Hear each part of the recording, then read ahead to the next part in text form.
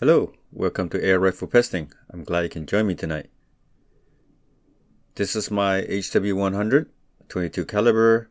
It is shooting the Air Arm 16 grain at 27 foot-pound of energy. I paired it with my Pard008 laser rangefinder, and this combination proves to be very deadly. This is Ratata number 18, Nowhere to Hide. Plenty of foliages to give you cover, making you slightly invisible. But I have plans to lure you sucker as you are dumb and predictable. Bait station will be the trap, and I might give you a double tap.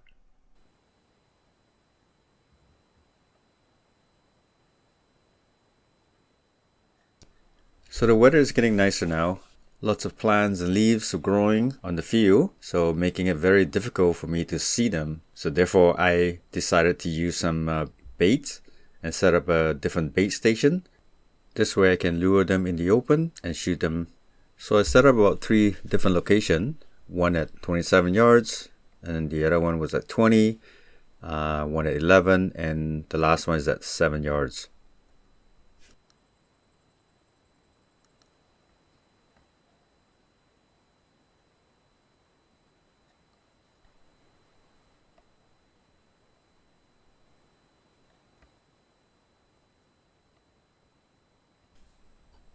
So the sun hasn't even set yet, and this little guy came out, and he was my first customer. I guess he was hungry and he found the food that I left, and he was the first victim.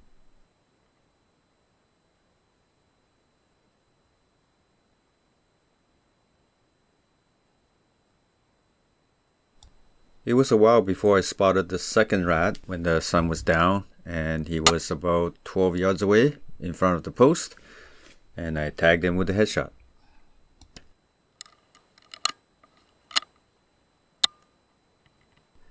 This rat was at the front entrance to the barn number 1.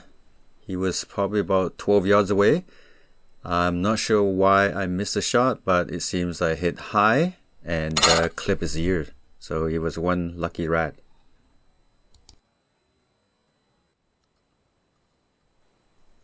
This is rat number 4, 27 yards, which is my 0. So he was hiding behind a piece of lumber, so I waited for him to come forward, and I shot him right in the neck area. He died instantly.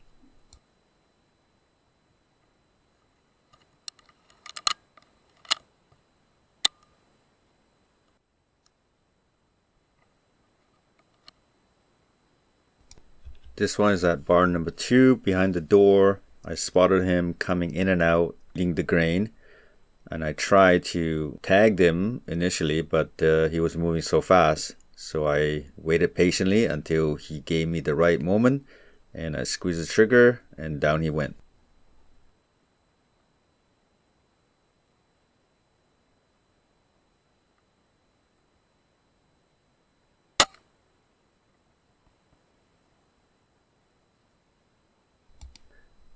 This rat was at 7 yards, and I tried to check the footage to see whether I hit it or not, but it was so close, the pellet went so fast, I wasn't able to see the impact point, but I believe I shot him. I spotted rat number 7 out to somewhere between 45 and 50 yards. As I squeezed the trigger, he moved to my right, and I basically hit him on the right side of his butt. I don't think that was a kill shot, but I tried to do a follow-up shot and I missed, and second follow-up shot I was out of pellet. I spotted another rat behind the post. I waited for him to come forward, and he did, and I shot him in the head. He was rat number 8.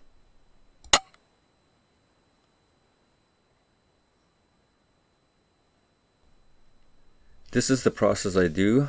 I would scan left to right, back and forth, and I would scan downrange and then back and forth. Basically do a rectangular scan to see any movement, any eyes, and if I do, then I'll focus in and then hopefully take a shot.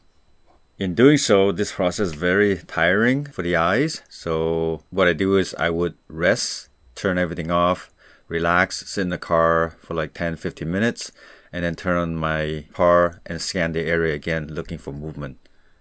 So if you've never used a night vision scope before, you might think this process is easy to do, but it is not, because most of the time you don't see them, and then when you do spot them, they're already gone. So it looks easier than it is, but it's not, believe me. I took a scan at barn 3 and I saw this guy sitting right on the ledge. So quickly put the crosshair on him. He was about 17 yards and drop him right there. He was rat number 9. As you can see here, they don't usually stay put. When they find the food, they would eat, take one, and then run away and then come back. So there are a lot of movement. So what I do is I wait patiently and hopefully they will pause, and that's where I squeeze the trigger. Otherwise, I would just making wrong shot and miss them all.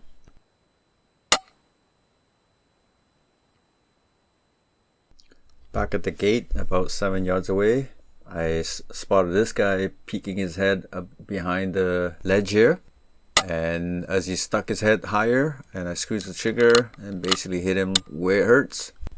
What you see here is just the muscle reflexes. Because it was a headshot, he was 100% dead, and the movement is just due to the muscle reflex.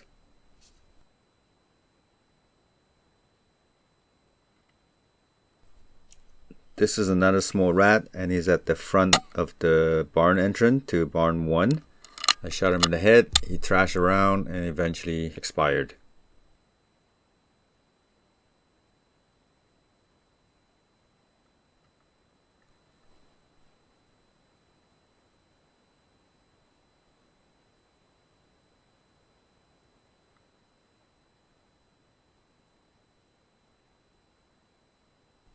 I gave him a double tap just to put him out of his misery.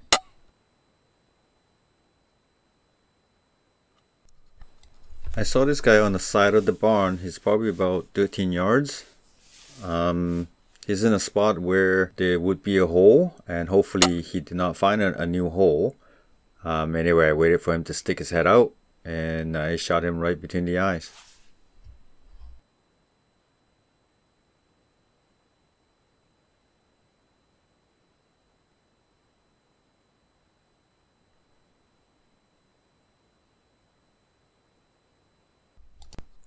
This guy made a mistake of nibbling some food in the middle of the field, and he was greeted with a pellet through the head.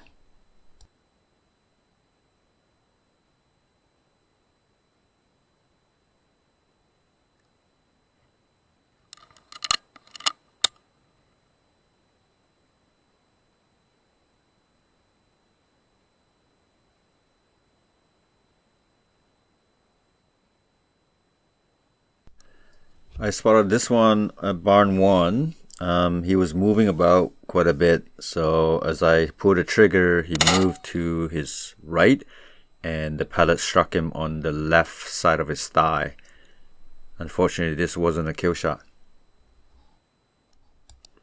This is an example of where it is often very difficult to spot a rat and try to track it and wait for him to pause and to give me a clear shot.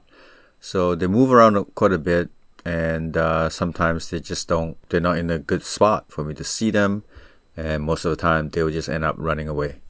Not a missed opportunity.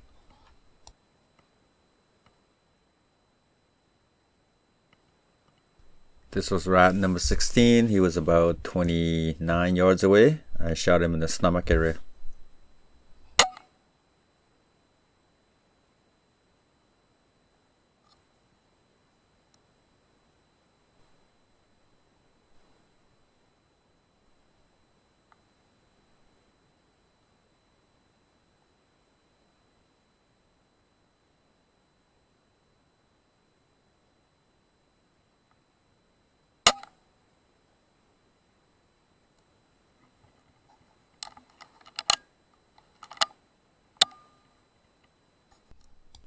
I found another rat behind the same post, and he turned his back on me, and I squeezed the trigger and basically knocked him over. He died instantly.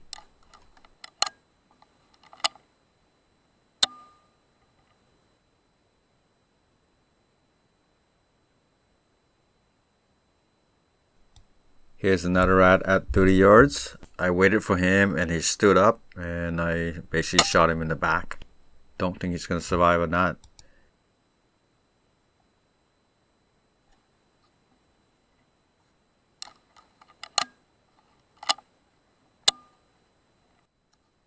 Looking at the slow-mo replay, I think I might have just squeezed the pellet between the post and his head. So he was a very lucky rat indeed.